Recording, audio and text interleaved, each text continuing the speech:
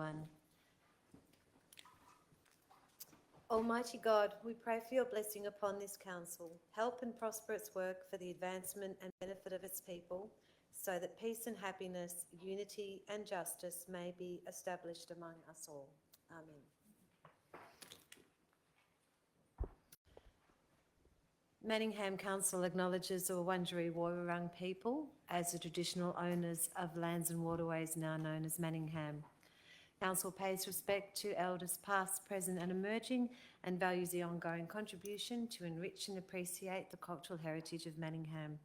Council acknowledges and respects Australia's First Peoples as traditional owners of lands and waterways across country and encourages reconciliation between all. Manningham Council also values the contribution made to Manningham over the years by people of diverse backgrounds and cultures. I welcome all of you who have joined us tonight in the gallery. It's wonderful to have such a full gallery. And I also welcome those who are joining us via the live stream. I would like to advise that tonight's meeting is being audio and video recorded.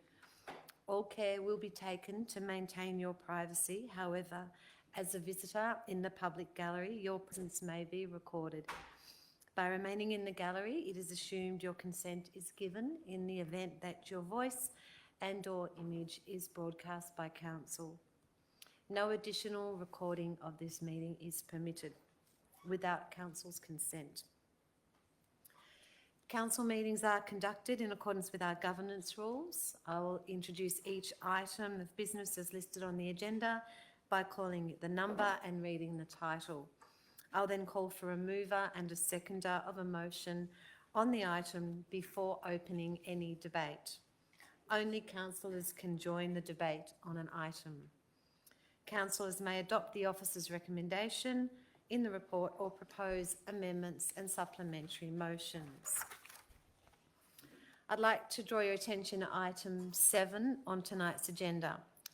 Public question time provides people with opportunity to ask questions of the Council. Council has allocated 30 minutes for question time, and the process for public question time is set out in our governance rules. Questions must be received prior to the start of the meeting to be asked. Where you receive advance notice of a question in accordance with the governance rules, we will provide a verbal response to the question at our meeting. Questions we receive just prior to the meeting may be taken on notice if we don't have the information available to provide a meaningful response. If this happens, we will provide you with a written response to your question within 10 working days. Our governance rules provide that we will deal with a maximum of 2 questions per person and up to 4 questions on any one issue.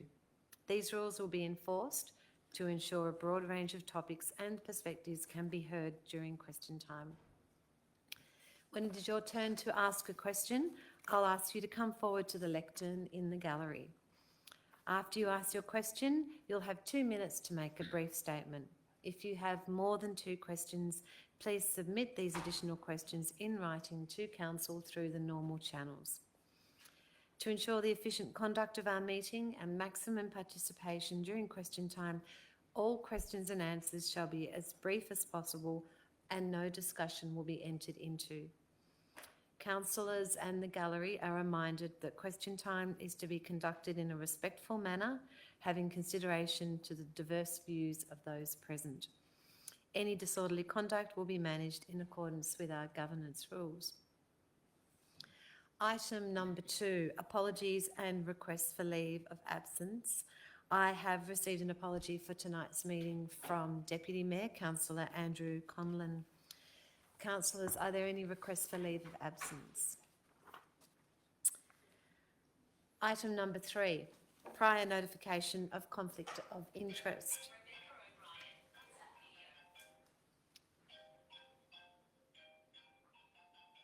I just ask that all phones be on silent as well, please. Thank you. Item number 3, prior notification of conflict of interest.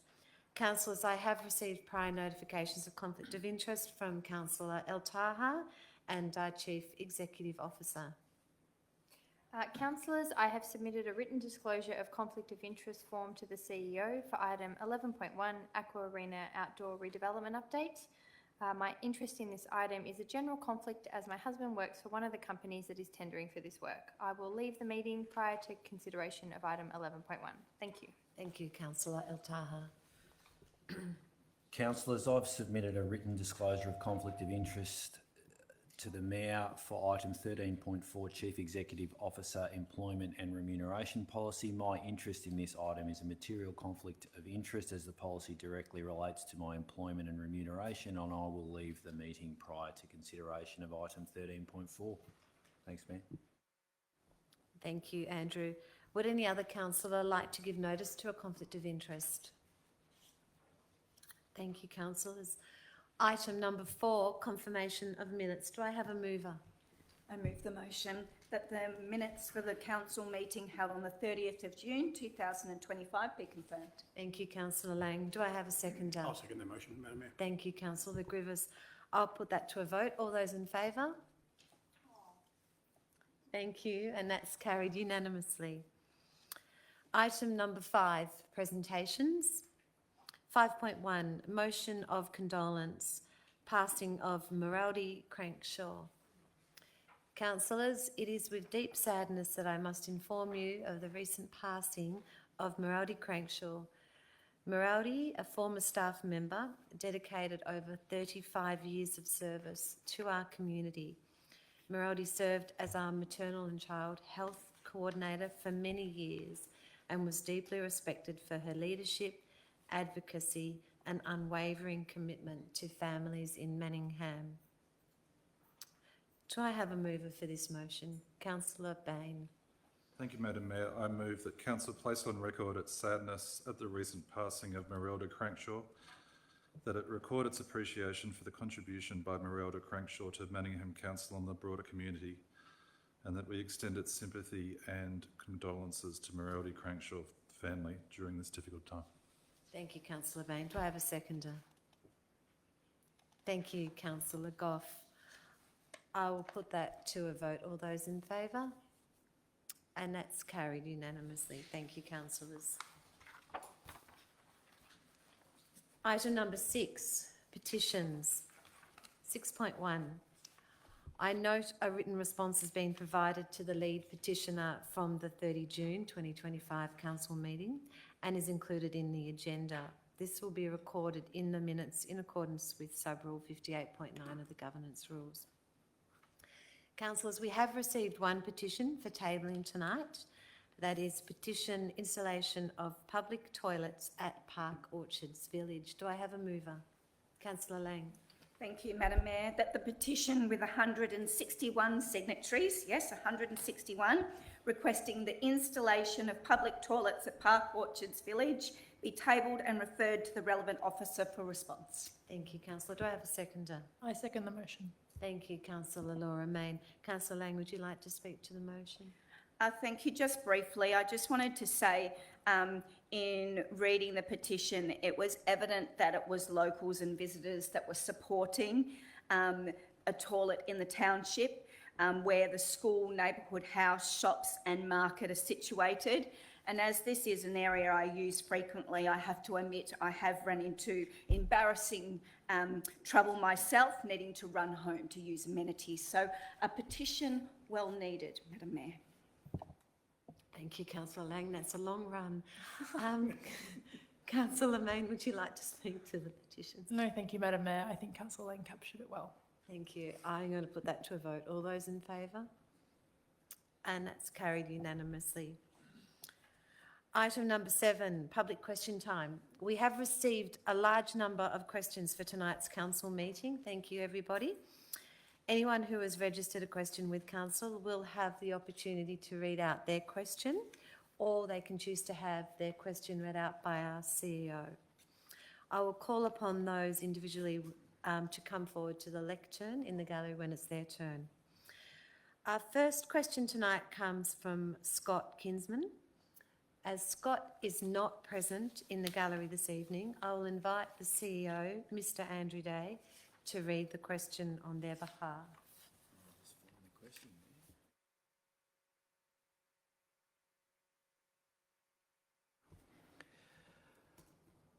The question is, could the council please confirm that the enforcement of the recently instigated parking restrictions in Golden Way, St Andrews Crescent and Rockley Road will be policed of an evening, specifically after 7 p.m? It is apparent that contractors are parking for periods much longer than the allocated 2 hours without what appears to be any enforcement. And the second question is, with the recent 2-hour restrictions in place for Golden Way, St Andrews Crescent and Rockley Road, we have seen some reduction in contractor parking. However, it is apparent that the administration staff from NELP/Spark are continuing to occupy street parking and simply rotating their cars. Would the council consider changing zones with proximity to the work site to permit only parking, and what is the process for this? Thank you, Andrew. I'm going to ask Andrew McMaster, who is the Director of City Planning and Livability, to provide a response.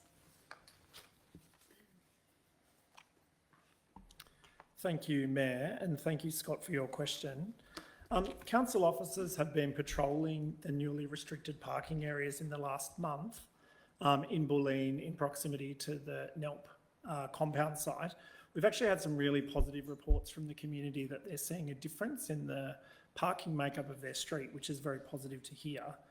Our officers do work in shifts to provide after-hours coverage of those restricted areas, but obviously those resources are somewhat limited, and the newly restricted parking area is also an extremely large geographic area. On your second question, a 2-hour parking window was selected by the majority of our residents when they were surveyed in Council's community consultation earlier this year. We consider, and the community obviously considered, that this length of time creates a sufficient window for Manningham residents to have guests or tradesmen visiting when they may not have an available permit. Unfortunately, this window may, as you've suggested, permit cars to be rotated. Council is continuing to monitor the effectiveness of the current controls and welcomes feedback on the matter through to our parking team. We'd also encourage you to continue to report parking issues through to the project directly as they capture data on this issue as well. We will capture data and make changes as necessary depending upon the level of and number of complaints received. Thank you for your question. Thank you, Andrew. Our next question is from Carolyn Vimpani. Carolyn, sorry. Would you like to come to the lectern to ask your question?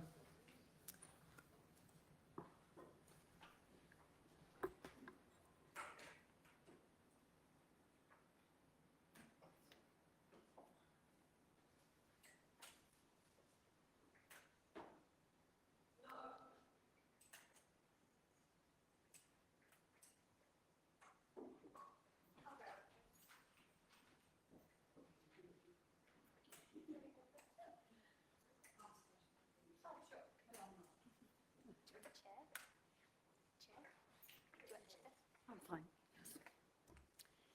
Thank you. Thank you, Carolyn. You have 2 minutes to make a presentation and then to ask your question. Madam Mayor, councillors, Chief Executive Officer, staff and visitors. My name is Carolyn Vimpani, the Secretary of REAL Inc. The chairperson of REAL, Rosa Miot, members and staff are in the gallery tonight. Councillors will have had the opportunity to look at the circulated background story of REAL.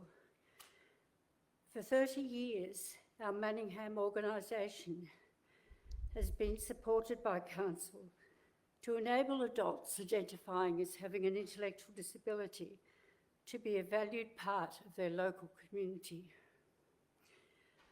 We wish to express very sincerely our appreciation for the help of former and current councillors and the invaluable ongoing support of council officers.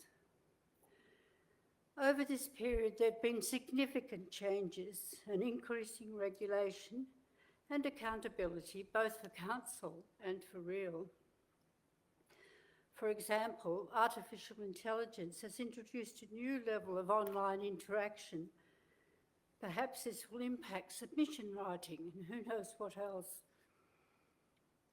QR codes are now widely used, and banking has changed with the demise of cheques and introduction of devices such as Square. Being a local organisation provides opportunities to be fully part of the Manningham community, but it also provides challenges in ensuring the Committee of Management of REAL is aware of the changing requirements. My question: can councillors identify any further innovative ways REAL and council can work together to ensure this well-established relationship supporting adults with intellectual disability to be part of their local community continues into the future? Thank you.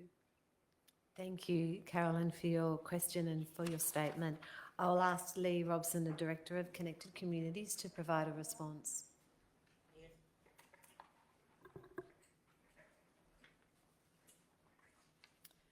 Thank you, Carolyn, and good evening, members of REAL, and thank you for coming along this evening to show your support.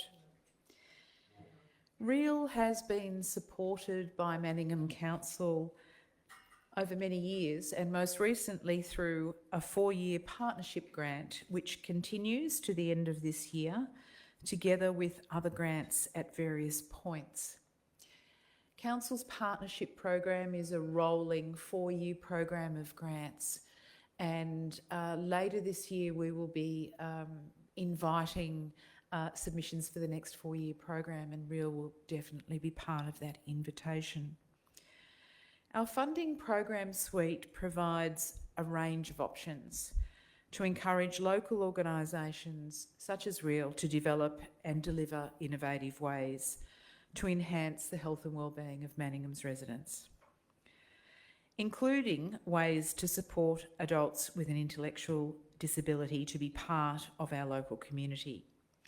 We encourage REAL to continue to seek these funding opportunities as they arise and to remain in contact with council officers. And I also note, Carolyn, that you're a member of our Disability Advisory Committee, and we're really deeply grateful for the insight that you bring to that. On Council's agenda this evening is the endorsement of our revised grants policy. Council is constantly looking at ways to improve how we can encourage community groups to apply for funding that makes a real difference in our community. We are also looking at a disability action plan, ways that we can promote access and inclusion in Manningham and reduce barriers that prevent people with a disability from fully participating in community life. This has been a focus of the Disability Advisory Committee and will continue to do that. We prioritise our partnership relationships with local organisations such as REAL, and we have a strong history of supporting you through funding and other support, and we share that commitment to disability inclusion. We really thank you for what you do and how you contribute to our community. You make a real difference, and the fact that you have so many supporters here this evening is a real testament to the work you do to make our community a better place. So thank you very much, Carolyn. Thank you, Lee, and thank you, Carolyn. Our next question is from Peter Hales. Peter, hello. If you would like to come to the lectern, again, you have 2 minutes to make a statement and then 2 minutes to ask your questions. Good evening, Madam Mayor, councillors, members of the public. Thank you for giving me the time and the opportunity to speak tonight. My name is Peter Hales. I'm here on behalf of the Timberridge Dog Group, which is a community of more than 30 residents who gather every afternoon at Timberridge Reserve to walk our dogs, to socialise and to support one another. We're here because Timberridge is more than just a patch of grass to us. It's a place where older residents can stay active, where neighbours become friends, and where our dogs can exercise and get the stimulation that they need. For many in our group, especially the older members, this daily gathering is an essential part of staying connected and healthy. However, over time it's become harder to safely share the reserve. On weeknights, in particular when the soccer club is using the main oval for training, there's very little space for our dogs to exercise and run freely. So we always try and do our best to stay clear of all the sporting activities, but at times it becomes difficult to avoid congestion and potentially accidents. That's why we're here tonight with a heartfelt plea. We're asking Council to consider creating a fenced-off dog area within the Timber Ridge Reserve, ideally on the near the corner of Anthony and Maryland Street, Anthony Avenue and Maryland Street, where it would be away from the main oval and sporting activities. This dedicated space would mean so much to our community. It would provide a safe environment where dogs can be off-lead without the worry, and where older residents don't have to travel to other reserves to find secure areas. And for many of us, driving elsewhere simply isn't practical, and this reserve is our lifeline. We'd also like some basic amenities included, such as a water tap, a bin and waste bags for dogs, shade and simple seating. We truly believe that this fenced area would have a positive impact not only on our group, but the wider community who visit the reserve. It would reduce the pressure on shared spaces, improve safety for everyone, and allow our group to continue enjoying the friendships and connections that we've formed over the years. We understand that there are many competing priorities, but we hope that you would see the value in supporting this wonderful group of dog lovers who care deeply about their pets, neighbours and this community. We'd be happy to meet with council officers and provide any further information or work together on funding solutions to help this vision become a reality. Thank you for considering our request, and we appreciate your time and all the work you do to make Manningham a great place to live. Thank you, Peter. Thank you for your questions and the background. I'll ask Andrew McMaster, who is the Director of City Planning and Livability, to provide a response.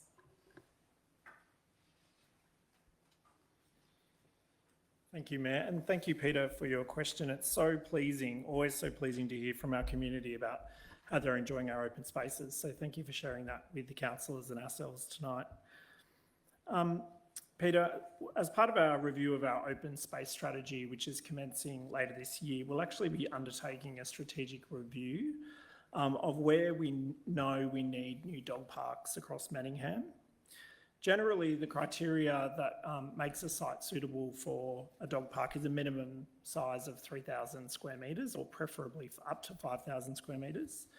We like them to be located near adjacent compatible activities and located away from ecologically sensitive areas. It's always good, of course, to have some off-street parking, and we really are looking to be putting those parks in areas that are currently underserviced by existing dog parks. Council officers are also considering a master plan for Timber Reserve, and that will be open for community consultation later this year. We'll be promoting that through a mail out to local residents, signs that are on site, and there'll be some information on our Your Say Manningham webpage as well. That will be another opportunity for you to share your suggestions for Timber Reserve with Council. With respect to congestion during training and game times, we absolutely appreciate that there are a lot of competing pressures on our reserves across Manningham and our public open space. Clubs do have priority access to the oval and club rooms during those specific times because they have a formal licence use agreement with Council.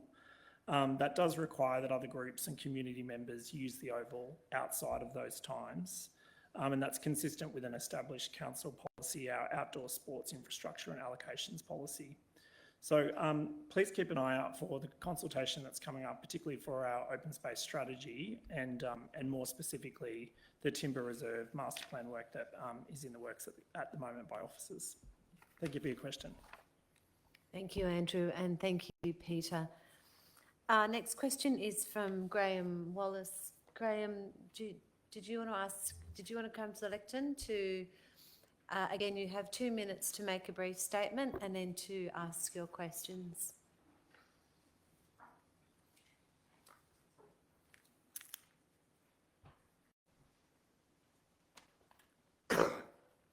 Madam Mayor, staff and councillors, Thanks for the opportunity to be here and to talk to you, and lovely to hear about the open space that you're providing for the dogs as well. When I got this latest edition of the paper, I thought this is a great idea. You're telling me about what you're going to do in terms of spending money. And the more I got into this paper, the more I was confused about what was the story you're trying to tell me. And I thought there's more hidden within here than what is told. So, in particular, my interest, of course, has been open space here for a long time. So my question is, in relation to this paper, it states that we are going to spend 7 million on open space. However, when you read the fine print, it only defines 3.9 million. So there are 3.1 million going to be spent on open space, which is not disclosed as to how it's going to be spent. Can Council assure me that both the remaining 3.1 million and the 3.9 million that is defined is all to be used for the physical work in open space and doesn't include staff wages or administrative costs? That's question number one. Question number two, Council has a policy to increase tree canopy within the city. We have a plethora of pocket parks where little money has been spent over the number of years. Has Council considered mass tree planting on the pocket parks to in fact help in increasing the canopy? Thank you very much. Thank you, Graham, for your questions. And I'm going to ask Andrew McMaster to come back, Director of City Planning and Livability, to provide a response to your question. Thank you, Mayor. I'm wearing the carpet out tonight. And thank you, Graham, for your question. Graham, the Manningham Matters article that you've referred to does list a $7 million investment by Council in public open space this coming year. Underneath the $7 million headline are a number of our key projects and initiatives, and you're quite right in saying that that adds up to $3.1 or $3.9 million, I think. Some of our smaller or less significant projects aren't detailed in that article, and I'd encourage you to look at Council's budget for the full detail of what we're spending against the public open space budget. Only direct capital delivery costs are able to be apportioned to that budget, and you'll find that detail in Council's budget document. On your second question, we do have a lot of pocket parks across Manningham, and some of them, I agree with you, are somewhat sparsely vegetated. Not all of them are public open spaces for recreation necessarily. A lot of them are used for drainage reserves and the like. We'd be very happy to receive any suggestions from you on any pocket parks that are in your neighbourhood that you think could be vegetated. We do obviously have a really regular program of street tree planting and planting within our reserves, because we recognise the desire to keep Manningham as green and as livable as possible. But yes, absolutely, we want to be putting as many trees as we can on public land, and we'd be very happy to hear from you if you have any suggestions about some of those pocket parks that we could look to have a planting schedule on. So thank you. Thank you, Andrew. Our next question is from Cynthia. Cynthia, would you like to approach the lectern and read out your... Again, you have 2 minutes to make a brief statement and then to read out your question. Questions, I should say.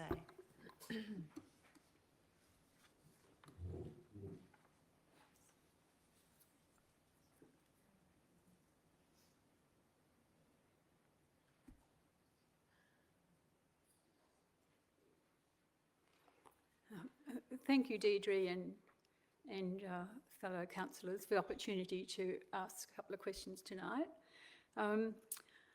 Under current arrangements, only about 50% of the residential area of Manningham has regulatory protection of canopy trees on private properties. I also note that under Amendment 267, deemed to comply provisions means that council must approve a development regardless of risk to trees on adjoining properties.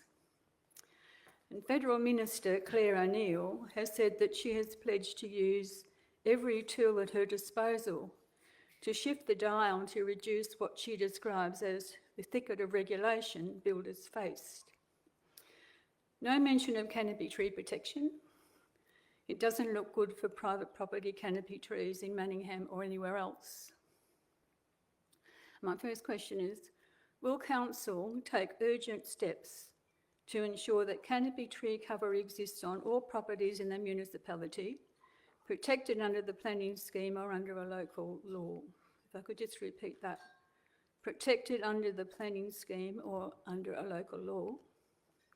And my second question, should new or existing state government regulations or codes prevent such action, will council enlist the advocacy of the community to join in representation to the state government and Federal Minister for Cities, Claire O'Neill, to ensure that planning regulations in all areas of government build in a requirement to protect canopy trees in Manningham and other municipalities too? Thank you, Cynthia, and thank you for your ongoing advocacy in this very important area. I'm going to ask our CEO, Andrew Day, to provide a response. Thank you. I might let Mr McMaster off on this one, given he's been up a number of times. Thank you, Cynthia, once again for your advocacy in this space, and I can certainly let you know that it is a significant concern of the council and officers in relation to the potential loss for tree canopy in the municipality, particularly in privately owned spaces, because of the rapidly changing environment from a planning perspective. Council have been very, very active in terms of working with advocacy bodies, particularly the Municipal Association of Victoria, to provide feedback into the various forums and opportunities the state government have provided to highlight concerns such as the ones that you have raised tonight. It's not the only concern that we've got from a planning perspective, but certainly it's a significant one in Manningham's context, and you rightly say that a large percentage of our trees are actually on private land. So we will always consider what our options are in terms of providing advice to the council on the actions that we can take and that they can take to protect tree canopy. We'll keep community updated on that, and we'll certainly do what we can to engage community on what the implications of those planning changes are. Again, not just as it relates to tree canopy, but a range of other amenity and livability challenges that we're facing with the changes that have been brought in pretty rapidly by the state government. And to be honest, Cynthia, with you and the rest of the audience, we are still working through what some of those implications are as well, and certainly intend to continue to engage with community and encourage community to work with us on raising concerns where these rapid changes to planning laws and regulations might impact on the livability of Manningham. So thank you for raising that issue as well. Thank you, Andrew, and thank you again, Cynthia. And I think ongoing community advocacy is very important in this space. Next question is from Amanda Ducrot. Amanda, would you like to come to the lectern to read out your question? Again, you've got 2 minutes to make a statement and then 2 minutes to ask your questions.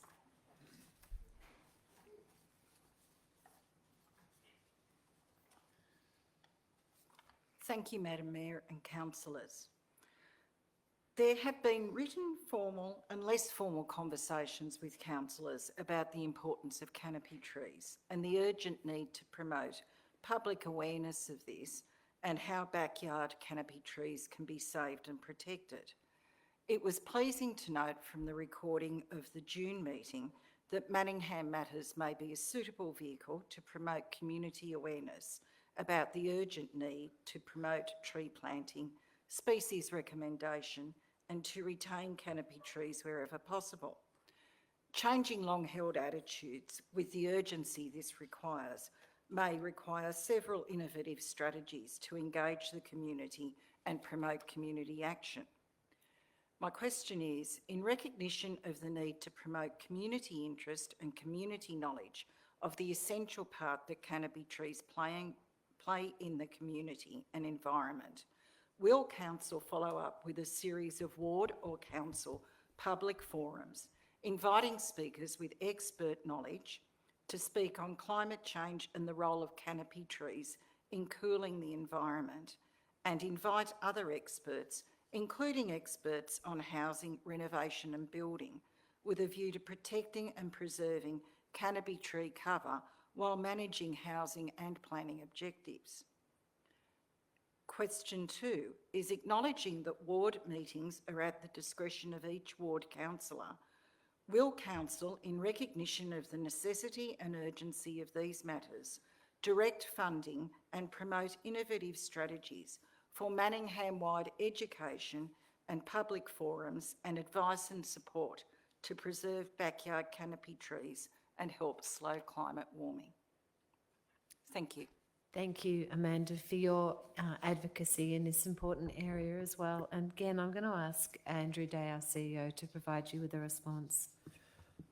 Thank you, Amanda, for the question. And it is an absolute fair question that you ask, and it's actually something that Council have already invested in and continue to invest in significantly in this space. And probably the best example I can give is the Inspired Living series. In fact, there's a session on Thursday night as well, if community are interested in that, but that's been running very successfully since 2024. And one of those sessions was actually passionately spoken to by Dr. Greg Moore, who's an expert in tree canopy. And it would be fair to say, if you've never seen Dr. Moore speak, he's certainly someone that I would jump online and have a look at, because he provided a lot of data, a lot of evidence around the urban heat island effect and the like, and was certainly passionate about assisting us to get a good understanding about the importance of tree canopy.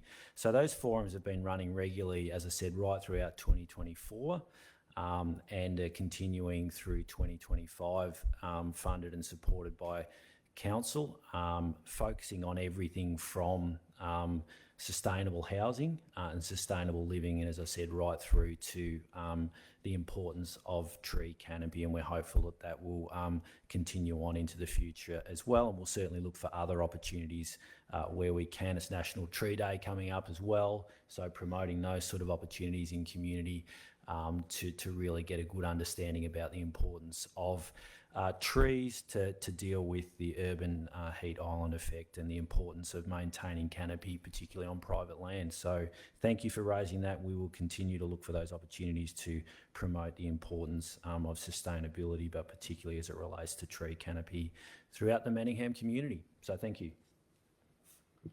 Thank you again, Amanda, and thank you, Andrew. And thank you to everyone that's asked questions tonight. It's a pleasure to be able to hear all of the community concerns and requests. I'm going to now move on to item number 8, admission of urgent business, and there are no items of urgent business. That's okay. Yeah, please, Phil, if you want to head out, we'll just pause a little bit. Thank you for joining us.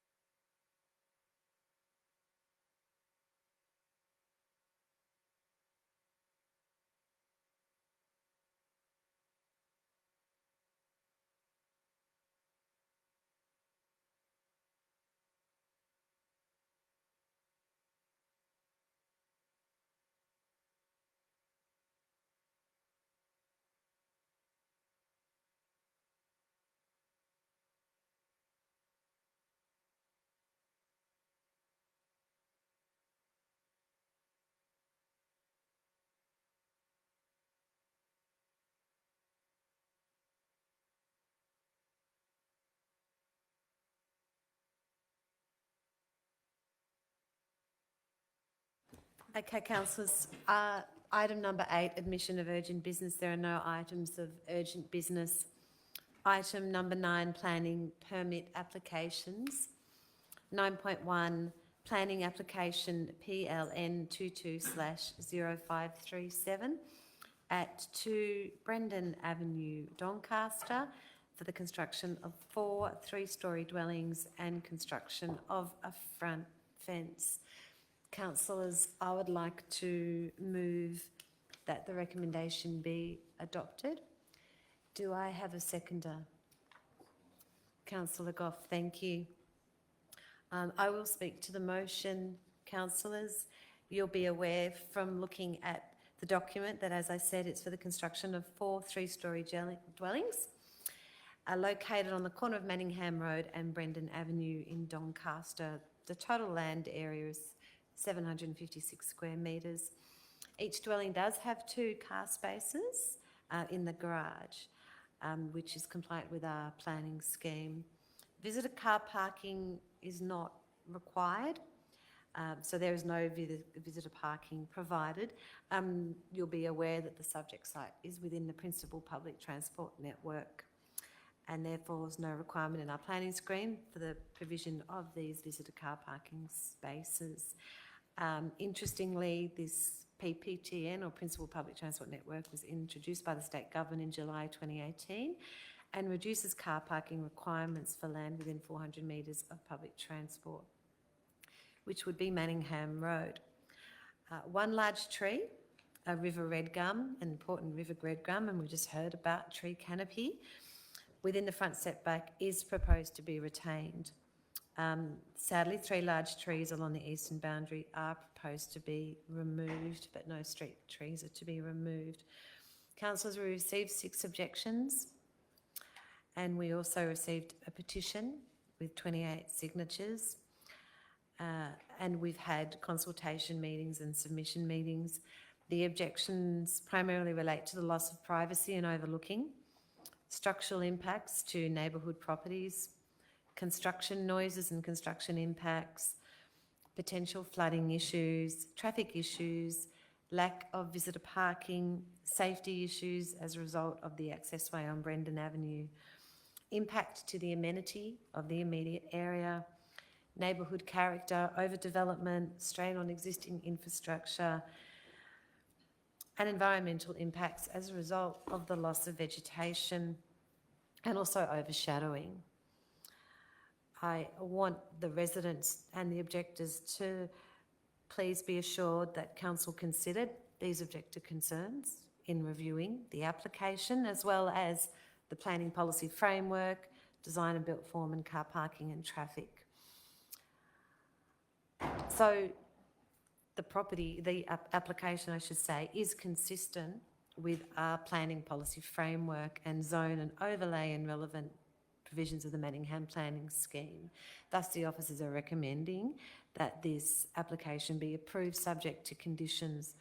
And I understand, councillors, that this is not the outcome that's sought by the residents of Brendan Avenue and Manningham Road and surrounding streets. I understand their concerns about overdevelopment. I understand their concerns about amenity, tree removal and traffic impacts and parking consequences. These are very small streets. These are tight bending streets that end into a court bowl. It was never designed for this volume of traffic, and it compounds it when there's a primary school nearby, making additional traffic and safety concerns. Just today I was sent an email from a resident that said it took her 20 minutes to travel 100 metres down the service lane. So that gives you an idea of how bad the traffic can get, particularly at school. I do want to say, though, as a ward councillor and as a resident that's very, very familiar with that area, I am comfortable that our officers have prepared conditions that go some way to address the objectives' concerns.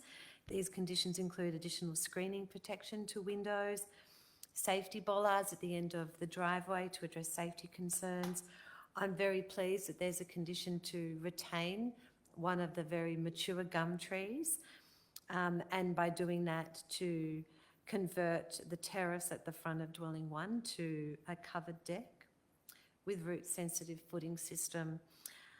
I'm also very pleased that the condition includes a construction management plan, which looks at public safety, amenity, dust, noise, waste management, and importantly, traffic and parking management. And that includes limitation on site delivery hours during school drop-off and pick-up, and limitation on worker parking in Brendan Avenue, encouraging parking in the site or other areas where practical. I also want to reassure the residents that we looked into the flooding and stormwater drainage issues that have been raised.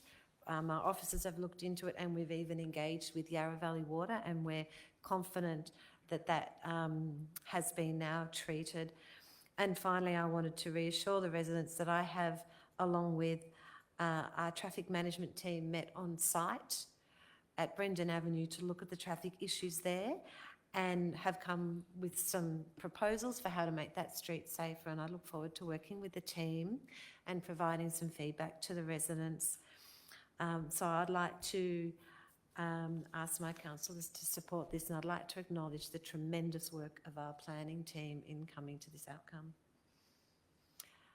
Councillor Gough, would you like to speak to the motion? Thank you, Madam Mayor. And this particular application is one that's come in, and it's actually in an area that Council itself has identified as an area for higher development. It's in a DD08 area, I think section 2 of the residential growth zone. So this is where we have indicated to the wider community of Victoria, Melbourne, Manningham, everywhere, that if you want to come and live in a higher density area or build higher density, it's not going to stay the quarter-acre property, it is going to change. It is on a main road, and therefore it's got the DD08 status, which gives it even higher density. So this is a fairly low-density development on a particular, because I can go down Manningham Road and have a 16-unit property on about the same size block. So basically it was 3 or 4 stories and they were small little flats. So that creates a different sort of problem. But this particular one here, it does respond in many ways to what is required in that area being on the road. And it does fit with our planning scheme. And when things actually fit with our planning scheme and they actually make the changes to make them totally agreeable to fitting into our planning scheme, we can't say no. An intrinsic right on anybody's property is the value of the property and what can be done on it. And basically, we've gone through at the best we can to work through this program. There have been some minor changes. Some I agree with, some I don't. Like there is a design change of a feature on a side of the building that I think actually in the application looks fantastic, and it actually doesn't make it look like just a tin shed, but that's been removed. But that doesn't make a difference between the fact that this is capable of taking 4 of these particular homes on that site, being in its location. Madam Mayor, I can remind you that many years ago, and I reiterated 3 times with community consultation, it was about the year 2000, we said that if we're going to cope with greater density, we're going to do it along the main roads of Manningham and around our shopping centres, and we have stuck to that. We have stuck to that. We have protected all the other areas in from those, which are under pressure too. And the same pressures that we're talking about here, which is a major pressure for all of our whole Manningham community, is car parking. Because in my area of Bulleen, it really does go to that. I don't want to divert from the actual planning application, but I congratulate officers working through the whole program. There are a couple of things I would have changed, but it's not up to me, it's up to them. I could become a planner and work for a council if I wanted to do the other stuff. So I'll sit down here and ask you all to support this particular application. Thank you, Councillor Gough. Do I have any speakers against the motion? Do I have other speakers for the motion? I'll put that to a vote. All those in favour? And that's carried unanimously.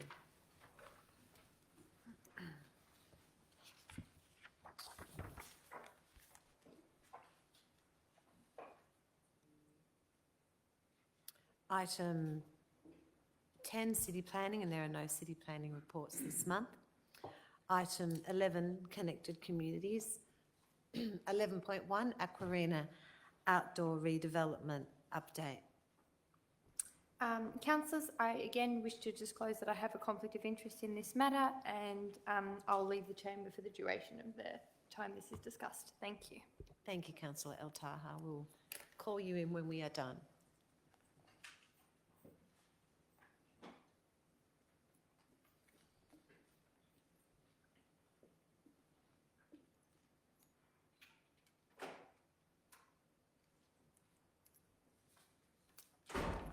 Councillors, do I have a mover for the motion? I'd like to move that motion, Madam Mayor. Thank you, Councillor Griffiths. Do I have a seconder? I second the motion, Madam Mayor. Thank you, Councillor Lane. Councillor Griffiths, would you like to speak to the motion? Thank you, Madam Mayor. Councillors, so we stand here basically to seek your endorsement for the final design of Vac Arena outdoor redevelopment and proceed to the tender phase. As you're aware, the master plan of Vac Arena was endorsed back in August 2023 with the central theme, Your Backyard, emphasising fun, accessibility and safety for all users, which is fantastic. Stage 1, the expression of interest, concluded 2024. Stage 2 is the tender process, which is scheduled for the second half of 2025. So as you can see in the report, that we're basically getting 8 new lanes, 50-metre outdoor pool with a ramp entry and a swim wall, formalised tier spectator setting, a cafe, indoor-outdoor cafe, which is fantastic, and a wet lounge, which helps with the outdoor pool. Family zone area with the play and toddlers pool areas, new amenity block, and an electric pool plant with heat pump technology. So we're upgrading our pool, which is what we need to do. There is a significant budget allocated across the 4 years, so from 25, 26 to 28 and 29 in our annual budget plan. And also an additional $250,000 secured from the Victorian Government, which is fantastic. Thank you for that 1%. So what do? We're supporting basically active, healthy lifestyles, invest in high quality, inclusive infrastructure, sustainable pool plant technology. That's what we want to see in Manningham, so which is great. We engage the stakeholder groups, for some of the direction in what best fits their needs for the new pools. The Vac Arena patrons, local schools, broader community, Lifesaving Victoria, but just as important, our swim clubs, the Doncaster Templestowe Swim Club, Doncaster Dolphins Master Swim Club, who, if you're not aware, have broken a number of world records over the last 10 years. The amazing Learn to Swim programs with over 1,000 kids per week coming in, and recently won the Swim School of the Year for 2025 by Aquatics Recreation Victoria. Councillors, this is what it's all about. It's enjoyment for everyone enjoying our outdoor swimming facility. Whether it's a swim class, a get together with family and friends up on the hill during summer, having a barbecue, having a birthday celebration. Vac Arena should be the pinnacle of our sporting facility and deserves to be, so that future generations can continue to have the best and be the best. So I ask that councillors endorse this motion. Thank you, Councillor Griffiths. Councillor Lang, would you like to speak to the motion? Thank you. There's not much more to say, but I just want to thank the community for their input in the master plan. As Councillor Grievous said, the community really got behind and into the engagement of supporting the theme of Your Backyard, being that welcoming, fun, accessible place for all. And I just wanted to probably touch on the impact side of the redevelopment. So the construction or the budget happens over 4 years, and then there are years where there'll be minimal impact, so the first year and the third year, but in that middle second year, there will be construction impact and closure, and we will help our community manage that with also Aligned Leisure, who manage the facility. So I just want the community to be reassured that we are doing this with your engagement, with your support, with providing this facility for you, but there will be those teething issues that come with the impact while that's happening. And I just want to reassure community that we're aware of that and will be open ears on that. Also, I just probably go that one step even further with Councillor Grievous, saying we are actually looking forward to this being the pool you want to go to, because it will have indoor, outdoor, it has trees, it has everything you want to do. And we already have the Jewel, Ruffy Lake, we already have the Lungs, the Yarra River, and now we're going to have the water indoor-outdoor hotspot, Aqua Arena. Please support it. Thank you, Councillor Lang. We have to get you to write our tourism brochure. Do I have any speakers against the motion? Do I have any other speakers for the motion? Councillor Main. Thank you, Madam Mayor. I think I just want to also reiterate my excitement that Aqua Arena outdoor development is progressing to this next stage. The project team has made such great progress with this competitive two-stage procurement process with a short list of contractors already identified. And this will be our biggest project of our council term, committing to 30 million over 4 years. And Councillor Lang, I would say that Aqua Arena is another jewel of Manningham, and this redevelopment project is going to provide some much needed updates to this much loved and only public pool in Manningham. So someone who's definitely grown up around this pool, I just can't wait to see these redevelopments pan out for the future generations, and I'd like to thank the officers for all of their hard work. Thank you. Thank you, Councillor Main. Would any other councillor like to speak to the motion? I will put that to a vote. All those in favour? And it's carried unanimously. Could I ask an officer to bring Councillor El Taha back in?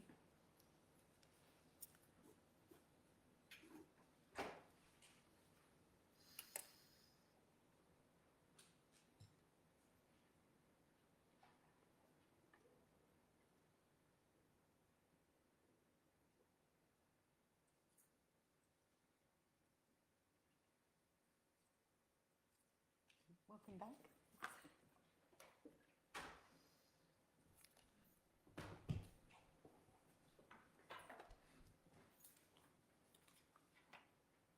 Okay, I'm going to move to item 11.2, Community Grants Policy and Sponsorship Policy Review. Do I have a mover? That the recommendation be adopted, Madam Mayor. Thank you, Councillor Lang. Do I have a seconder? I second the motion. Thank you, Councillor Main. Councillor Lang, would you like to speak to the motion? Yeah, thank you, Madam Mayor. As we've already seen this evening, councillors, our community grants are so important and vital to our community groups. So I'm very pleased that we are looking at our community grants policy and sponsorship policy review this evening. I just wanted to sort of highlight that there are some changes in the policy. So there are some new additions and then there's also some changes. So some of the key new parts of the policy are improved policy structure, a clearer articulation of the funding principles and objectives, which really helps community groups when they're doing their applications, and the improved alignment of the categories of the programs that you can apply for. And that's really, again, important to be aligning with our council plan, but also aligning with what we're doing, what the organisation are doing. Some of the changes to the policy will be that we have 3 new community grant streams. So community development, that's where up to $50,000 over 4 years can be available to support community development initiatives. We have minor community events, which will be $30,000 over 4 years for minor events. And then we have our major community events, which will be $60,000 over 4 years for those major events. And that just helps the continuity of these events happening year after year after year, and that funding stream being available for their planning, because often these events require planning the year before. We also had the addition of the Healthy Ageing Annual Grants category, and so that brings our categories to 4 streams of community development, arts, festivals and events, and healthy ageing. And I note that this policy has been through our 2024 internal audit conducted by Crow Australasia, and in their audit they recommended the relevant documentation and processes and materials be updated. And I am very pleased to inform that that is the arrangement, that there are clear guidelines on the transition arrangements of the multi-year funding, also the entering and exiting into the policy, and clear messaging and capability to support community groups. So I'm really proud that we have these streams, we have community grants, and we support our community groups. So I encourage my fellow councillors to support the policy. Thank you, Councillor Lang. Councillor Mayne, would you like to speak to the motion? Yes, thank you, Madam Mayor. Most of it has already been covered, but I'm pleased to speak in support of this motion. Community grants are one of my favourite things that we do here at Council, and as a councillor, I am so proud to support the wonderful organisations in our local area. It's great to see this important policy evolving to better reflect the needs of our community while also improving the way we deliver and manage council grants. So Councillor Lang has already taken you through the main changes, but if any applicants have any questions or are a bit confused about how this might impact them, please feel free to reach out to our wonderful team who'll be more than happy to assist, and there will be lots of support throughout the application stage as well. So I'd like to thank the officers for their wonderful work in this area, and as always, I really look forward to seeing the wonderful programs that come through these grants. Thank you. Thank you, Councillor Mayne. Do I have any councillors against the motion? Do I have any other speakers for the motion? Well, I will put that to a vote. All those in favour? And that's carried unanimously. Thank you, councillors. Item number 12, City Services, and there are no City Service reports this month. Item 13, Experience and Capability. 13.1, Audit and Risk Committee Chair's Biannual Report. Do I have a mover? I move that the recommendation be adopted, Madam Mayor. Thank you, Councillor Lang. And as an Audit and Risk Committee member, I'll second the motion. Councillor Lang, would you like to speak to the motion? Yeah, thank you. Look, the report goes through all the details because this is the biannual report, so it goes through the main minutes of each audit and risk meeting. But I thought it might be important to actually talk about the pivotal and vital role that the Audit and Risk Committee play, as well as the purpose and then the benefits. So we know that an Audit and Risk Committee is about ensuring transparency, accountability, good governance to our local government organisations. And this is for our community's security and benefit. So our purpose of an Audit and Risk Committee, as you will see through the minutes of this biannual report, is for financial oversight, internal control, risk management, compliance, internal audit oversight, and also external audit liaison. But I guess the aspect that the community might be more interested in is what is the benefit of such a committee? And if you indulge with me, I have 8 of them. So, enhanced accountability. It's a committee that looks after the financial statements, looks at reviewing the financial statements, risk management strategies, and internal controls to ensure accountable use of public funds. Improved governance.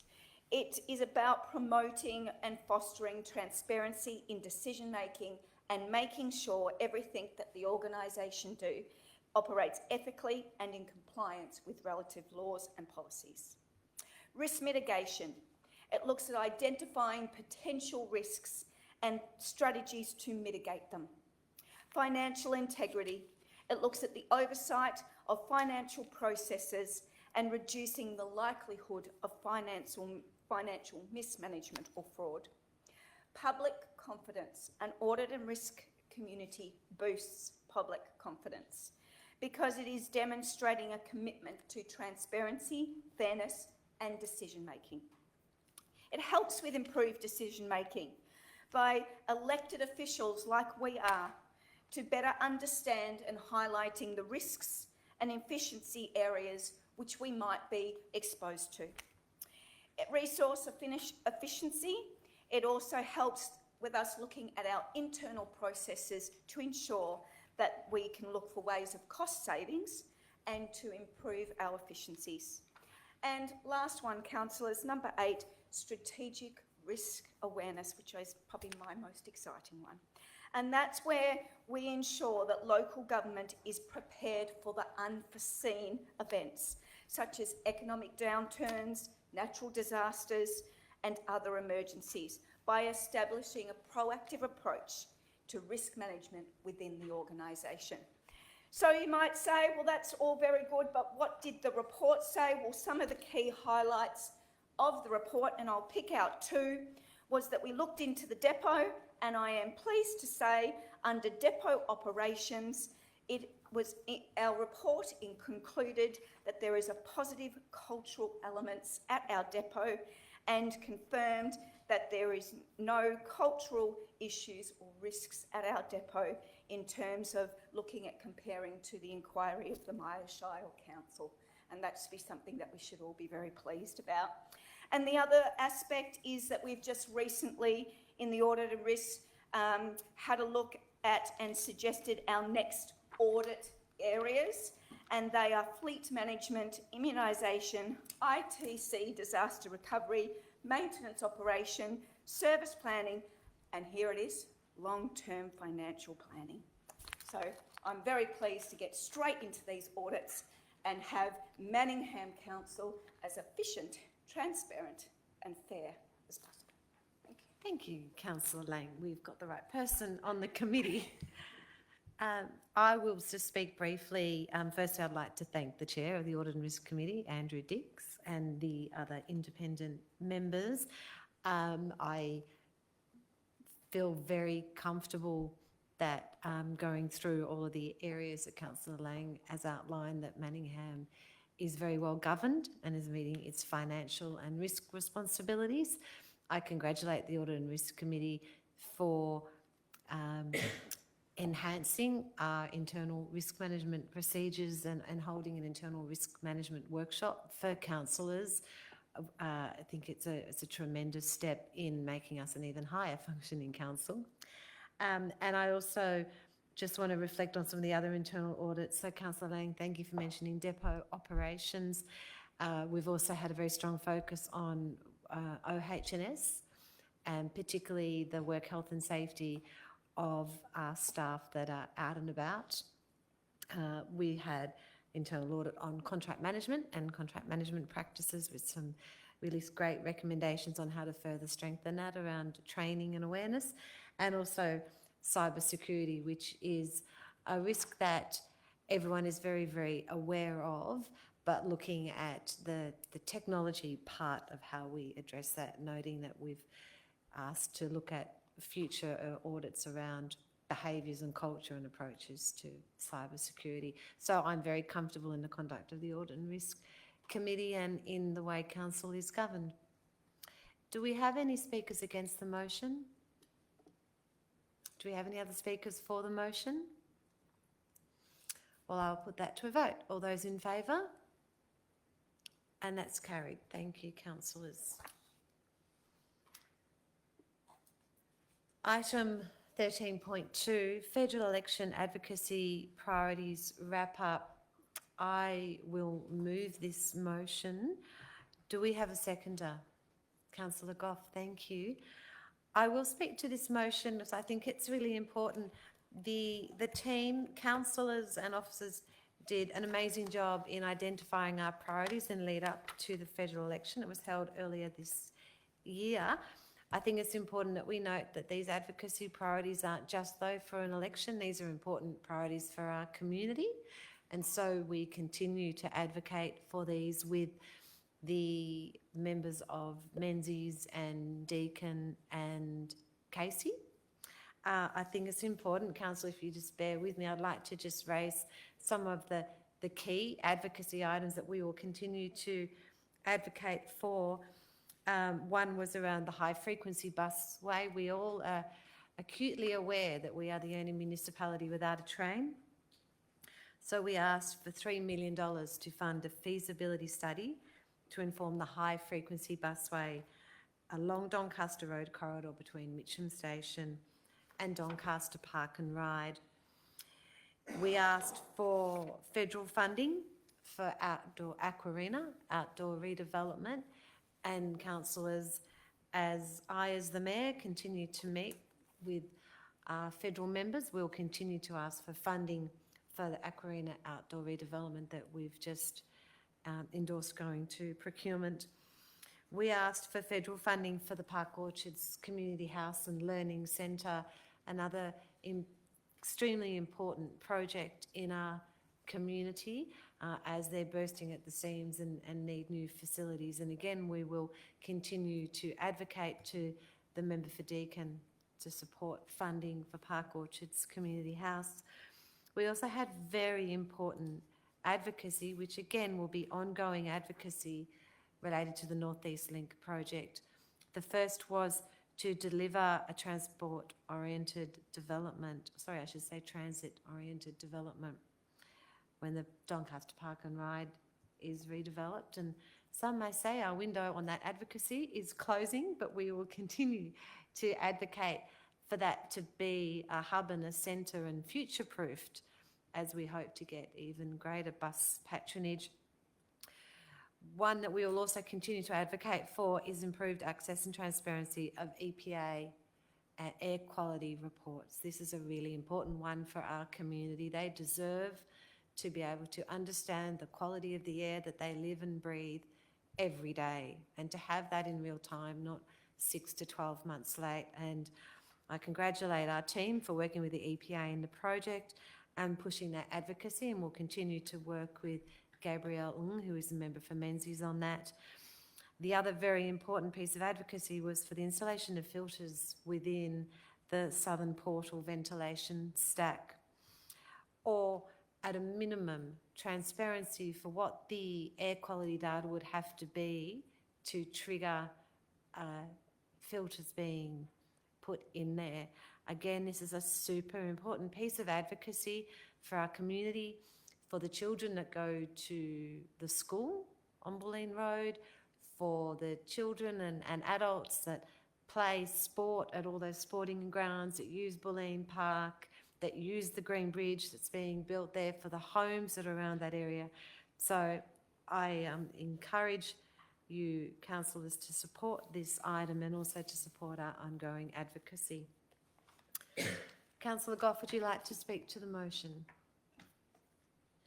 Thank you, Madam Mayor, and I will speak to this particular motion. And I think the most important celebration we should have today, that in the next year or so, $28,737,500 could be flowing into our coffers, because if I add up the things that have been promised, now we're under Menzies Labour, we've got $187,500 for the Warrandyte Firehouse and $3.5 million to upgrade facilities at the Bulleen Templestowe Basketball Club, and then $550,000 for an Asian Business Association of Whitehorse and Manningham, I suppose, because we've been starting to get invited to a lot of those particular functions at the moment, and also a $25 million fix for the Five Ways intersection.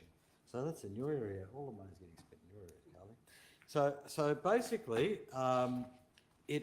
that's good news that we can look forward to, because not only were they we didn't ask for them all, but these were the ones that were announced in an election pitch for the people of Manningham. And so the people of Manningham can be rightly honoured to receive those, and we are, because they've committed to spending that $28,737,500 on the facilities that they promised if they won an election, and they did, and they're the facilities that we, quite rightfully, all the citizens of Manningham will celebrate and look forward to that being fulfilled in the next 2 years, I assume, because those projects need to be getting overway. Some, like the Five Ways, might take a few more years, and it might come down over a couple of more years, but I'm surely by the end of the third year of the government, they would have funded what was promised as far as that was concerned. So looking forward to that. Quite right, there are some other issues that we did campaign on as a council, and that is mainly to the state government of Victoria, and they were on, I suppose, the parking, the bus stations, which we believe are still not fit for purpose on what they're going to do. They need to be bigger, and they also need to actually have transport-oriented shops and things around them, because people are out there late at night. They need a place, a convenience store at least, or some other things to get things before they go home. They're on public transport coming out to Manningham, picking up their car and going home. So basically, we've got that. and also the stack. And, you know, it's interesting that they've opted not to put any filtration in that. And if there's an area down there near the river, there are schools and sporting activities played all around those chimney stacks. And they're not saying that they will put it in. There are particulates. Time. Would you like an extension, Councillor? Extension, Madam Mayor. Yeah, thank you. Would someone like to move them? I move an extension, Madam Mayor. Thank you, Councillor Lane. Do I have a seconder? I second that. Thank you, Councillor Main. All those in favour? And that's carried. Thank you. You've got an extra 2 minutes. Thank you, Madam Mayor. Look, it is something that is really important. We do have particulates that will be coming into the air. The tunnels aren't open yet. We don't know to the extent that they are going to come into that area.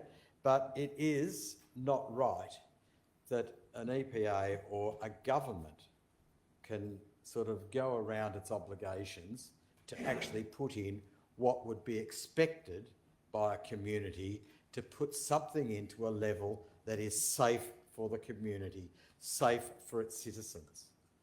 Anything short of that is really negligence by a government that can knowingly put the bare minimum in, hoping that it may work, and it doesn't work properly. Now, at the time, before we get it built, we need it built in a way that they can go in.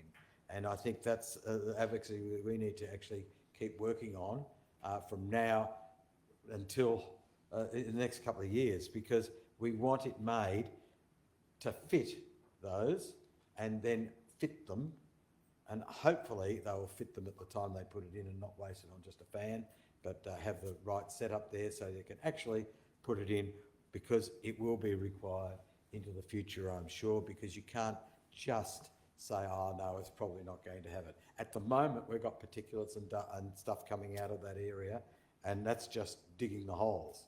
And the houses around, they say, oh, there's no whatever, but there are hard particulates coming out into the air that people are breathing in. So it's important that Manningham, and this is just a report, we're not voting on anything we're going to do or anything else, it's saying what we've already done, and we're just closing that little chapter. But I think it's important that we do talk about some of the big issues that we actually have to go and fight for, so our community get a fair recompense from governments across Australia, Victorian and federal. Thank you, Councillor. Do I have any speakers against the motion? Do I have any other speakers for the motion? Councillor Lang. Thank you, Madam Mayor. Councillor Goff is right. It is really important that we note that this is a wrap-up of our federal election advocacy points, but they, as the Mayor said, we don't stop there. We continue to advocate, and I think it's been highlighted today through our question time that we have a whole section of our federal election and advocacy priorities on environment and open space. And one of our federal asks was 7.5 million for open spaces in Manningham, including but not limited to Wombat Bend and Finns Reserve upgrade, Anderson Park, Doncaster East upgrade, Warrandyte State Park, Warrandyte upgrade, Boulevard Place at Ruffy Lake Park upgrade, and incorporating that environment and open space. There's also climate change, so 50k for LED flood lighting projects, moving into our sporting fields, advocacy for funding to keep them operational, but also part of our open space and parks. We also asked for 500k on our, might have said that wrong before, but it was 500k for our sports and infrastructure projects, but also another 500 for our roads and footpaths, which I'll talk more about this evening. One of the other key aspects, which we heard this evening through our question time, was that joining with our Eastern Region group of councils, we had advocacy on some of those regional issues, and tree canopy protection was one of them. So it looked at building resilience by the federal government, supporting us in our tree canopy protection initiatives and our integrated water management initiatives, looking at how we can have free movement throughout the east, and that includes our high-frequency bus ways, looking at supporting housing growth through providing trunk and community infrastructure, and addressing local government sustainability, because local government knows our local needs the best. And so we need to be able to advocate to our state and federal partners what our community needs. So I just wanted to pick out those highlights, and also to say we really value our state and federal partnerships. That's why we sent letters to congratulate our members-elect, and we also had a council meeting where we got to congratulate them. I really look forward to working with our state and federal partners to deliver what is best for our Manningham community. Thank you, Councillor Lang. Do I have any other speakers for the motion? Councillor Chen. Well, I think that this might be the first time we have ever seen the level of pre-election commitments candidates made at their election campaign, at least since I became a councillor in 2016. So it is delightful for me to read the report about our federal election advocacy campaign. It makes me feel positive that our elected representatives at both state or federal levels will be more actively advocate for Manningham and ensure Manningham receive our fair share and reasonable investment in essential services and infrastructures.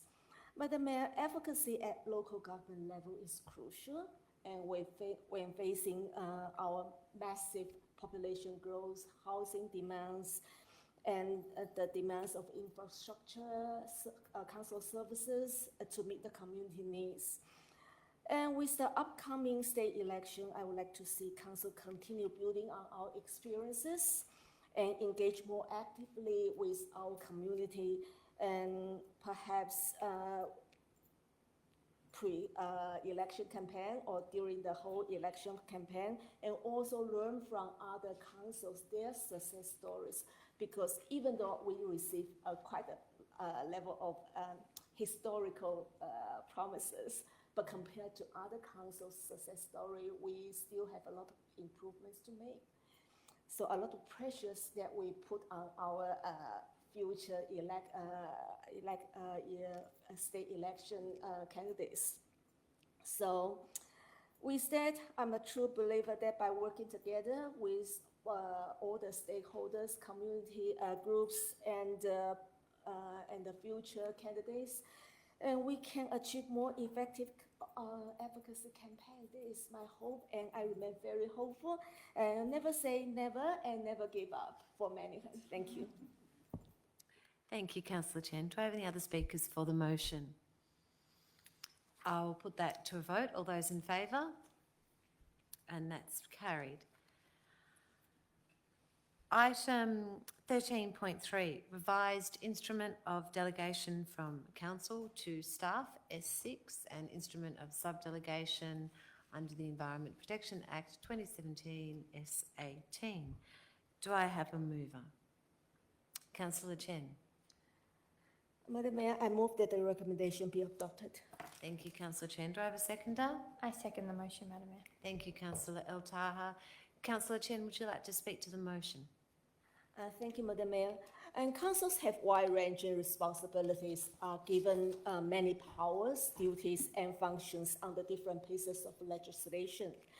For day-to-day operations, the delegations are highly effective manners of streamlining decision-making and enable councils to concentrate on the broader strategic issues than administrative and routine matters. So therefore, the Local Government Act empowers council to transfer specific powers, duties, and functions to members of council staff. The decision of the delegates is deemed to be a decision of council. The Local Government Act also requires a council to review the delegation within 12 months after a general election.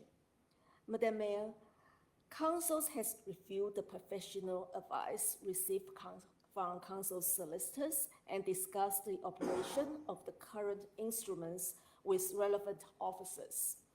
And there are minor changes proposed to the instrument of delegation relate to Planning and Environmental Act 1987, Road Management Act 2004, Food Act 1984, and Residential Tenancies, Caravan Parks and Movable Dwellings Registration and Standards Regulation 2024 are now included. A copy of the instrument of delegation to members of council staff is attached to the agenda. Once endorsed by council tonight, the revised instrument of delegation will take effect from the day it is signed and sealed. So I ask my fellow councillors' support to the recommendation. Thank you. Thank you, Councillor Chen. Councillor El Taha, would you like to speak to the motion? No, Madam Mayor, I think Councillor Chen gave a great summary. Do I have any speakers against the motion?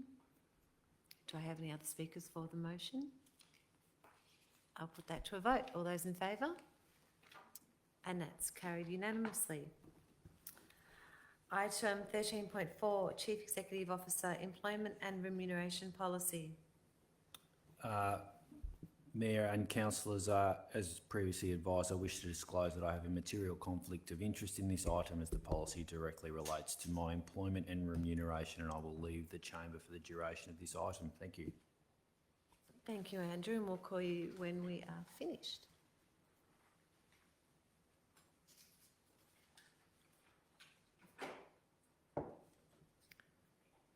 Do I have a mover for this item? Thank you, Madam Mayor. I move that the recommendation be adopted. Thank you, Councillor Bain. Do I have a seconder? I second the motion, Madam Mayor. Thank you, Councillor Lang. Councillor Bain, would you like to speak to the motion? I will. Thank you, Madam Mayor.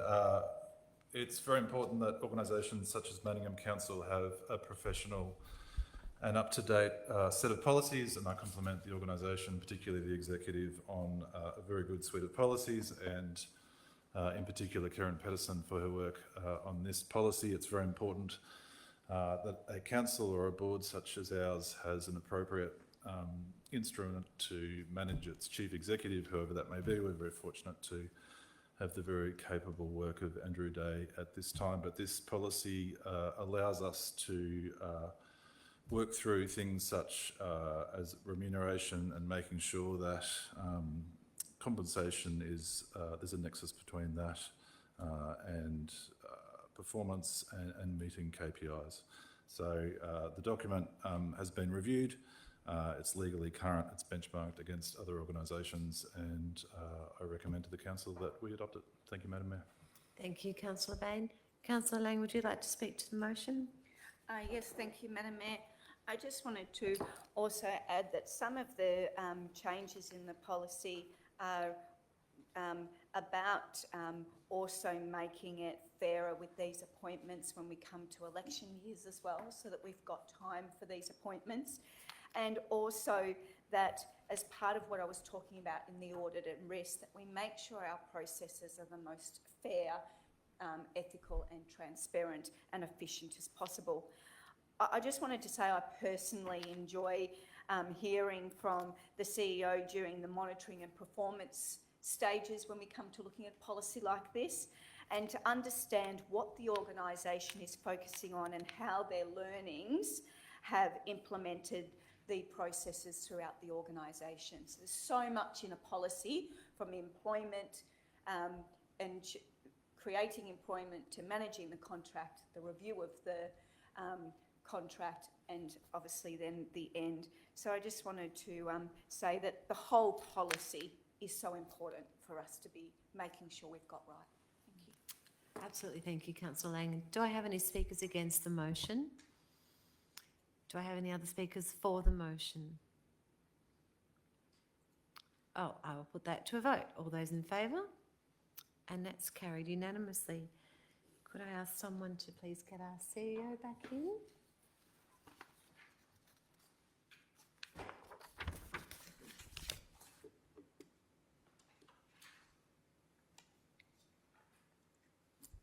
Welcome back. Thank you. Item 13.5, Appointment of Authorised Officers, Planning and Environment Act 1987. Do I have a mover? Thank you, Madam Mayor. I move that the recommendation be adopted. Thank you, Councillor Grievous. Do I have a seconder? I second the motion, Madam Mayor. Thank you, Councillor Mayne. Councillor Grievous, would you like to speak to the Thank motion? you, Madam Mayor. I'll make this pretty quick. It's just another instrument of appointment and authorisation to staff members within Manningham City Council, and I just basically ask that councillors endorse. Thank you, Councillor Grievous. Councillor Mayne, would you like to speak to the motion? No, thank you, Madam Mayor. Do I have any speakers against the motion? I will put that to a vote. All those in favour? And that's been carried unanimously. Item 13.6, Informal Meetings of Councillors. Do I have a mover? Thank you, Madam Mayor. I also move that this recommendation be adopted. Thank you, Councillor Grievous. Do I have a seconder? I second the motion. Thank you, Councillor El Taha. Councillor Grievous, would you like to speak to this motion? Yeah, thank you, Madam Mayor. As per the report, you can see that councillors have a number of informal meetings, and they're pretty busy during their last term of the last since the last council meeting. So well done to everyone. Keep up the good work, and I ask that you endorse it. Thank you, Councillor Grievous. Councillor El Taha, would you like to speak to the motion? No, thanks, Madam Mayor. Do I have any speakers against the motion? Any other speakers for the motion? No, I'll put that to a vote. All those in favour? And that has been carried. Item 13.7, Documents for Sealing. Do I have a mover? Councillor Chen. I move that the recommendation be adopted. Thank you, Councillor Chen. Do I have a seconder? I second the motion, Madam Mayor. Thank you, Councillor El Taha. Councillor Chen, would you like to speak to the motion? Yes, this is about a document deed of variation of lease between council and Best Care at part 895 to 901 Doncaster Road, Doncaster East, be signed and sealed. And just to add some context, Best Care provides meals and wells services for Manningham. Thank you. Thank you, Councillor Chen. Councillor El Taha, would you like to speak to the motion? No, thank you, Madam Mayor. I'll put that to a vote. All those in favour? And that's carried unanimously. Item 14, we have no Chief Executive Officer reports this month. Item 15, urgent business, and there are no items of urgent business. Item 16, councillor reports and question time. Councillor Chen. Thank you, Madam Mayor. Firstly, I just want to make a report and about the AGM. I attended Doncaster Templestowe Historical Society's 58th AGM held at the Strands Cottage recently. And with the new visitor centre near completion, it might be the Society's last AGM held at Strands Cottage. We had a long history dated back to the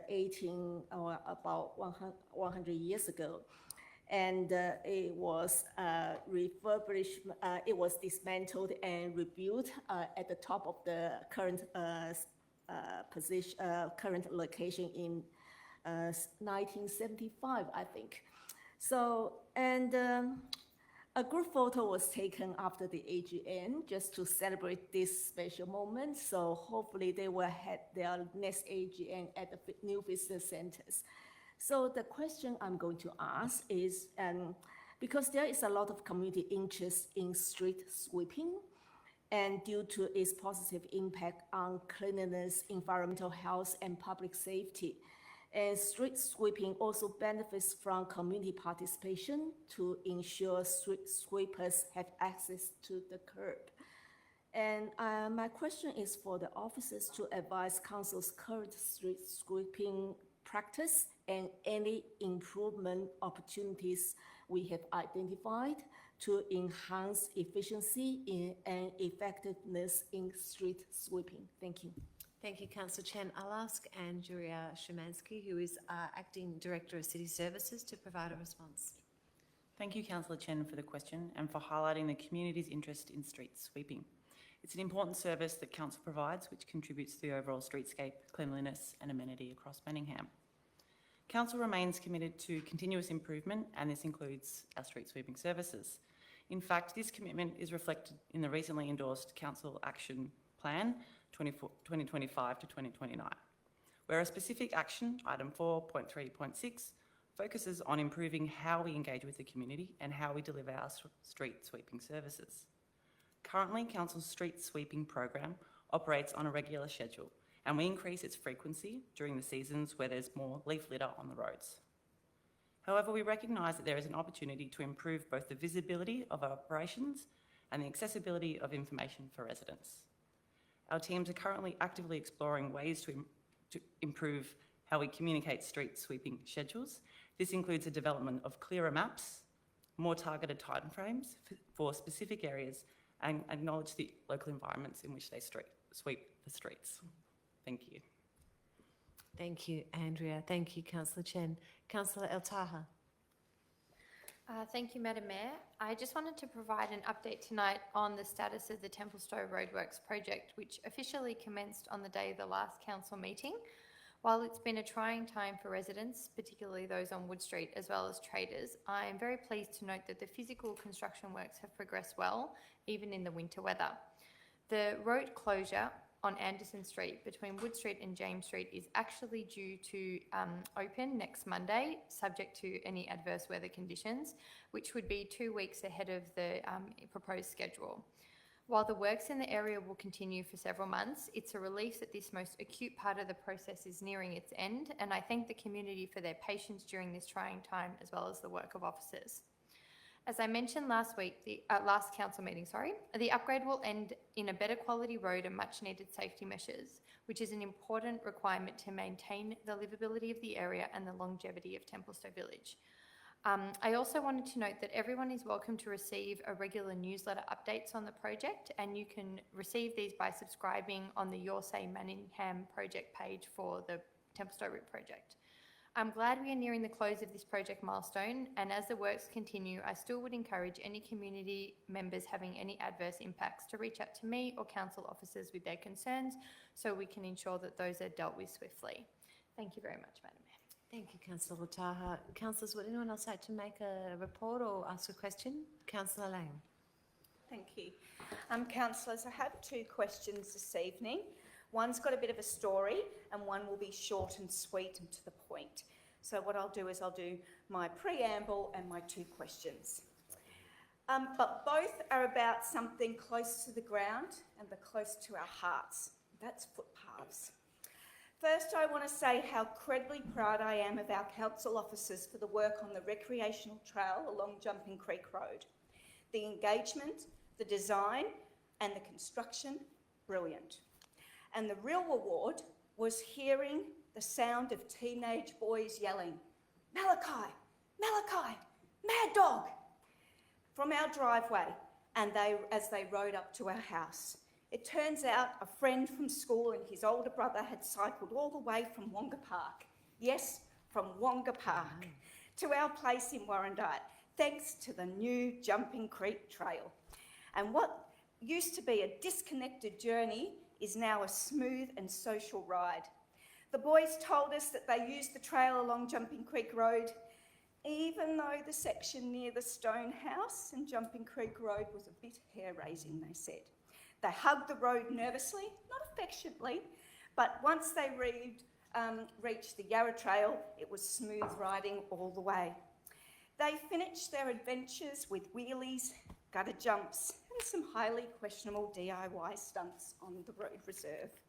It was a joyful, energetic afternoon and a testament of the power of shared paths connecting not just places, but people. Wonga Parkians, Warrandytians are now united by 2 wheels and a bit of adventure. So my first question to officers will be, when can we expect the safe recreational trail connection from Jumping Creek Road's terrific trail to the Yarra Trail near the Stonehouse Cafe? And my second question, short and sweet, no preamble, can officers please provide advice on the purpose and need for the proposed shared path between Pound Bend and Taruna Avenue, and why this must be a shared path? Thank you. Thank you, Councillor Lang. I think, is it Andrew McMaster will respond to the first question and then Andrea will respond to the second? Both questions. Thank you, Mayor, and thank you, Councillor Lang, for your question. The Jumping Creek Road to Stonehouse Cafe connection is a route that is shown in our 2013 bicycle strategy. It goes via Nelson Drive, the Warrandyte Skate Park and Tills Drive. We're actually updating the bicycle strategy at the moment, as you know, and it will be incorporated into our new active transport strategy. That being the case, it's appropriate, we think, to review this route. It's going to be assessed and consideration will be given to investigation of other options. It's highly unlikely that it will be a shared path due to there being very limited space on any of the route options that are available. And there's also currently no timetable for that work to occur. I would say, though, that public consultation on a draft version of our new active transport strategy is planned to commence in the week of 13 October, which is later this year. So that consultation will run for 6 weeks. And during that time, we would love to hear from the community on their review of our strategy and their comments on that draft strategy. Interested residents can also register on the Your Say Manningham site to give us their ideas about better trail connections as part of that strategy. On your second question, the main Yarra Trail Pound Road to Taroona Avenue connection, there's been many strategic plans endorsed for more than 20 years that have recommended the extension of the main Yarra Trail to the Warrandyte Township that include Parks Victoria's Linking People and Spaces, the Manningham Bicycle Strategy 2013, the Eastern Regional Trails Strategy and the Eastern Transport Coalition Trails Advocacy document most recently in 2024. The reason that this path is required to be a shared user path is it needs to accommodate both cyclists and pedestrians. It's important to allow bike riders of all levels and experience, including children, a safe route to Warrandyte High School and to Warrandyte and Goldfields shopping centres. It also needs to provide a safe connection to the wider metropolitan trail network. Riding on the Heidelberg-Warrandyte Road is not considered suitable, except for the most experienced or confident bike rider. It's very hairy, as I'm sure you're aware. The preferred option that has been selected on the south side of the road is designed to offer both pedestrians and cyclists a safe and reasonably accessible route while minimising environmental impact. The current trail counts on the Mullamullum Trail near Beasley's nursery show the mix to be about 54% pedestrians and 46% cyclists, with about 160,000 users every year. So it is expected that a similar mix of users would be on the completed main Yarra Trail at Warrandyte. Thank you, Andrew. Councillor Griffiths. Thank you, Madam Mayor. I have a question for councillors and staff. Who's going to win? Tomorrow, Madam Mayor, in less than 24 hours, we are drawing the Monster Community Raffle. The raffle has been going now for 20 years, councillors, so get your tickets in. The raffle has been helping local groups and to raise funds for the programs, services and initiatives and deliver positive outcomes of people of all ages. And we also want to thank Templestowe Bowling Club for their support for this Monster Raffle. Get your tickets tomorrow, 6 o'clock, closes. Thank you. Thank you, Councillor Griffiths. For a minute, I thought you were about to talk about football.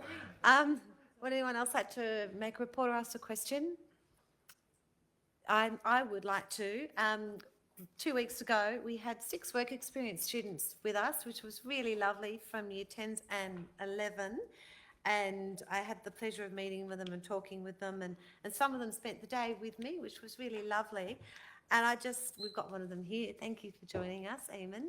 I just was so impressed with the work of these young people. I think our future is in good hands, councillors. I just want to read a little bit about what Eamon wrote for our newsletter as well.